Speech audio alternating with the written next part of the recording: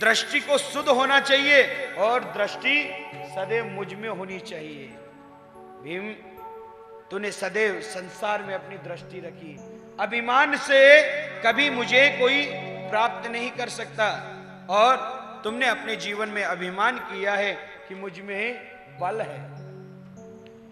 वही जीव जब मेरा सानिध्य प्राप्त कर कर किसी चीज के लक्ष्य को पाना चाहता है तो वह लक्ष्य उसके लिए सहजता बन जाता है, और जो मुझे दरकिनार करके अगर स्वयं अपनी इच्छा अनुसार लक्ष्य को प्राप्त करता है तो उसको कभी लक्ष्य प्राप्त होता नहीं है।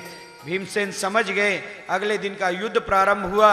सूर्योदय होते शंख निनाद हुआ, युद्ध प्रारंभ हो गया। युद्ध प्रारंभ हुआ, कुछ देर तक भीमसेन जी की दृष्टि भगवान में रही। जरासंध ने 2-4 गदा और फालतू मारी।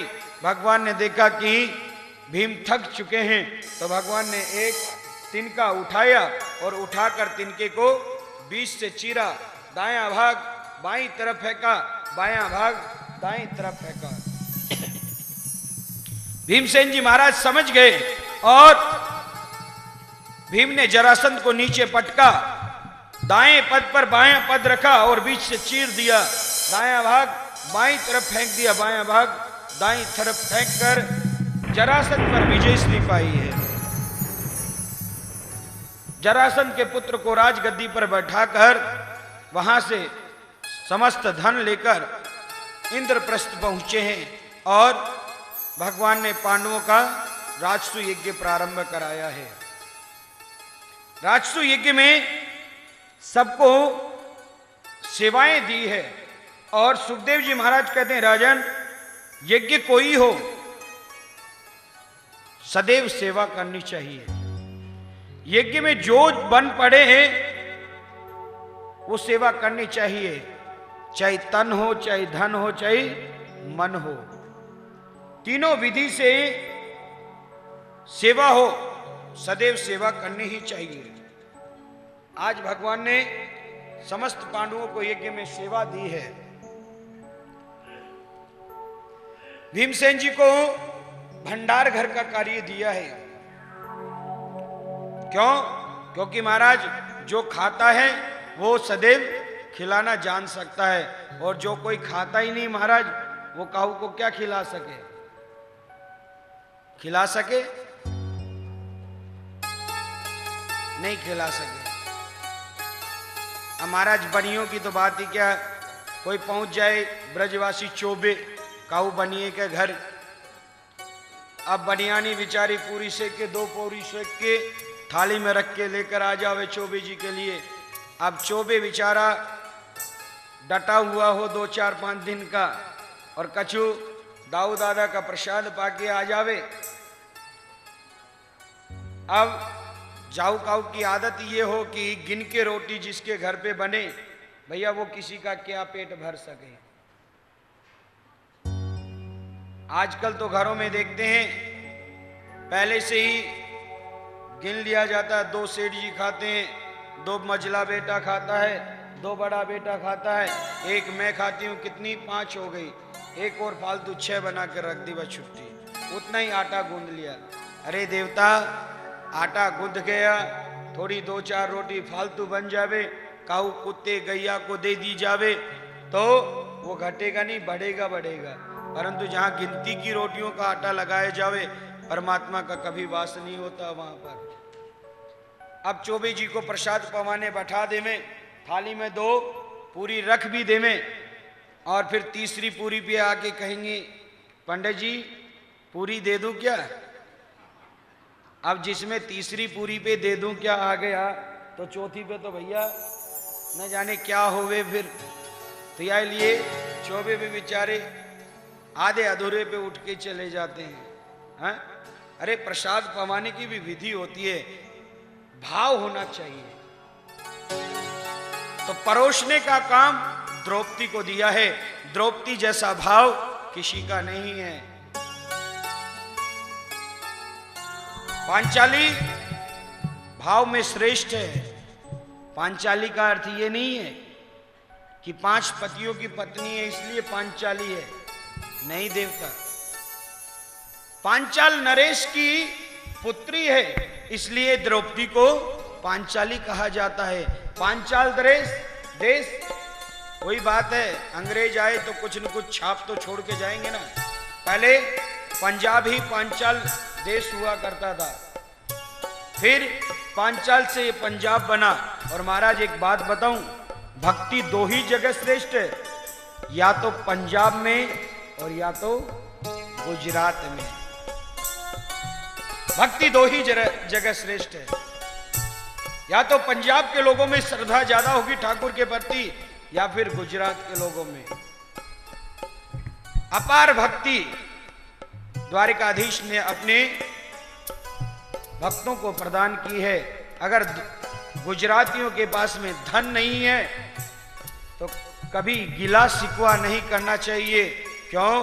क्योंकि मेरे मालिक ने उनको भक्ति प्रदान की है, और भक्ति से बड़ा संसार में कोई धन नहीं हो सकता। वो द्वारिकाधीश जो सदैव गुजरात में वास करता है, जिसने अपने जीवन में सोने की द्वारिका का भी त्याग किया है, तो वो ठाकुर पावन ठाकुर है गुजरातियों का। भक्ति दो ही जगह श्रेष्ठ है। कर्ण को राजकोष का खजाने का मालिक बनाया और दुर्योधन को दान देने का बनाया। क्यों? क्योंकि कर्ण के हाथ में एक ऐसी रेखा थी, किसी को 1000 रुपए दान दे देवे तो 10,000 रुपए कोष में अपने आप आ जावे। और दुर्योधन को दान देने का राजा क्यों बनाया? क्यों? क्योंकि दुर्योधन पांडवों से द्वेष करता है, और दुर्योधन चाहेगा कि पांडवों का समस्त धन दान में दे दूं, और जितना यज्ञ में दान दिया जाए उतना यज्ञ फलीभूत होता है। और भगवान ने अपने लिए क्या सेवा ली? जो सबसे नीची सेवा होती है वो भगवान ने अपने लिए सुनिश्चित की। आगंतु लोगों की पद प्रक्षालन की सेवा, चरण पादुकाओं की सेवा भगवान ने स्वयं ली है। और भैया, यज्ञ में जो सेवा कोई ना करे वो सेवा ही, जो सबसे नीची सेवा होती है वो सेवा जो आदमी करता है वो सर्वोपरि सेवा होती है। आप जाकर देखो, हमारे हिंदुत्व के मंदिरों में जाकर देखते हैं तो इतनी गंदगी मिलती है, शर्म आती है कि हम मंदिर पूजा करने जाते हैं या गंदगी फैलाने जाते हैं। माताएं अगर भगवान भोले शंकर के मंदिर में जाएंगी तो पन्नी में फूल फूलमाला मिठाई लेकर जाएंगी, और मिठाई तो चढ़ा दिया भगवान भोले शंकर पे, पन्नी ऐसे फेंक कर चली आएंगी। सामने गंदगी पड़ी रहेगी। नित्य मंदिर में, शिव मंदिर में जल चढ़ाने जाएंगी, शिव जी के प्रति बड़ी श्रद्धा होगी, परंतु वहां पड़ी हुई गंदगी को देखकर लौट कर आ जाएंगे, परंतु वो गंदगी उठाकर बाहर नहीं फेंक सकते। आजकल तो माताओं को न जाने क्या हो गया है, अगर भगवान भोले शंकर की मूर्ति ये देख ली, चलो वो तो बढ़िया, भगवान ने इनको रोली चावल नहीं दे रखे यहाँ पर, नहीं तो महाराज ये जितनी मूर्ति लगी पावे सारी 7 दिन में पुती पाती है। आपको पता नहीं क्या भाव है। माथे पे तिलक लगाएंगी, अगर तिलक नहीं लगा तो जान करके 4 बार और लगाएंगी, चावल जरूर चिपकाना है। अरे माता, हाथ जोड़ ले, तेरी भक्ति तो वहां भी श्रेष्ठ हो जाएगी। ये नहीं देखते कि भगवान भोले शंकर का स्वरूप तिलक के माध्यम से स्वरूप बिगड़ता है, नहीं, उसे तो अपने चावल चिपकाने से मतलब।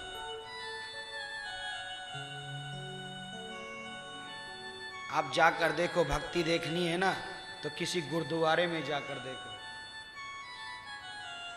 जाना कभी दिल्ली के गुरुद्वारे पर, 1 से 1 करोड़पति पंजाबी सरदार अपनी पत्नी को लेकर सुबह 4 बजे ब्रह्म मुहूर्त में गुरुद्वारे की प्रथम सीढ़ी पर बैठा मिलेगा। अगर आप दर्शन करने ऊपर जा रहे हैं, आपकी चप्पलें हाथ में, आपके जूते हाथ में ही उतरवा लेगा, और पत्नी होगी तो वो अपने पल्लू से साफ करेगी। अगर सरदार होगा तो वो अपनी पगड़ी लेके पगड़ी से साफ करेगा, और ऐसे साफ करके जचाएगा खाने में जैसे महाराज पॉलिश करवाई हो। ऐसी श्रद्धा है। अगर प्रभु के प्रति श्रद्धा नहीं है तो प्यारे कितनी भक्ति करो, सार्थक नहीं हो सकती। अब महाराज वो तो मैं तुम्हारे पीछे पड़ गया तो घाट साफ किया तुमने, नहीं तुम्हारी हिम्मत तुम घाट साफ कर दो। परंतु देवता अपना तो काम उल्टा सीधा काम है। क्यों? फक्कड़ आदमी है वाह ठाकुर के, और तो कुछ करवा नहीं सकते। यही दक्षिणा समझ लें, उल्टे सीधे तो काम करवा ही सके। जितने 7 दिन बैठे तब तक तो मानोगे, 8वें दिन मानो तो मानो, नहीं तो अपने घर चल जाइयो, क्या बिगाड़ोगे, है कि नहीं? 7 दिन तो कछु न कछु तो करवाना पड़ेगा तुमसे। ये तो हमने भी कसम खाई कि परिश्रम अगर इतना कुछ कर रहे तो परिश्रम जरूर करवाएंगे। एक दिन वानप्रस्थ आश्रम को ही सफा करके चले जाना। इतनी गंदगी हमने इतने दिनों में फैलाई है, तो कल जाते जाते सारा सत्संग भवन, सारा फुलवाड़ी वगैरह में कहीं पन्नी, कुछ कचरा वगैरह कुछ ना रहे, ऐसा कुछ प्रयास करके जाना। क्यों? क्योंकि भगवान श्री कृष्ण जब दूसरों की पदों की सेवा का भार ले सकते हैं, तो प्यारे मुझे लगता है आज की कथा को सुनकर तुम्हारे मन में भी ऐसा भाव जागृत होगा कि अवश्य आप सफाई का बीड़ा अपने कंधों पर लेंगे। कल को कोई आवे तो ये नहीं कहे कि भाई कुछ लोग गांधी धाम से आए थे कथा सुनने के लिए और यहां पर गंदगी करके चले गए। नहीं देवता, अगर हमारे द्वारा गंदगी हुई तो ये लोग सदैव हमें गाली देंगे, और हमें गाली देंगे तो प्यारे जब तक जीवन भर जिएंगे वो गाली का असर होता रहेगा। तो ऐसा नहीं करें, चाहे हम इनको पैसा ही देते हो,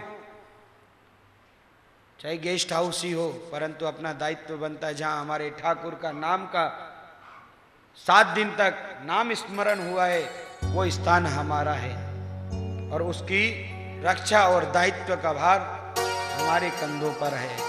भगवान ने आगंतुक लोगों की व्रत प्रक्षालन की सेवा ली, और यज्ञ में एक प्रश्न हुआ कि अग्र पूजा किसकी की जाए, तो नकुल और सहदेव खड़े होकर बोले अगर अग्र पूजा के कोई अधिकारी हैं तो वो भगवान श्री कृष्ण हैं। शिशुपाल उसी सभा में बैठा हुआ था। शिशुपाल ने कहा अरे इस गवारी की अग्र पूजा, जिसके माँ का पता नहीं, बाप का पता नहीं, और क्या बिरादरी है ये पता नहीं, कल तक गाय चराता घूमता था, आज अग्र पूजा का अधिकारी इसको बना रहे हैं। सुखदेव जी महाराज कहते हैं 100 गालियां शिशुपाल ने दी। 100 गाली देने के पश्चात भगवान के कनिष्ठ का अंगुली से चक्र निकला और शिशुपाल का शीश धड़ से अलग हो गया। पांडवों ने भगवान की अग्र पूजा की। अब यज्ञ का नियम है कि शंख निनाद होता है। सुबह से शाम तक शाम हो गई, सूर्यास्त होने वाला है, परंतु पांडवों का शंख निनाद नहीं हुआ। युधिष्ठिर जी महाराज को चिंता हुई, भगवान श्री कृष्ण के चरणों में आए और कहने लगे केशव,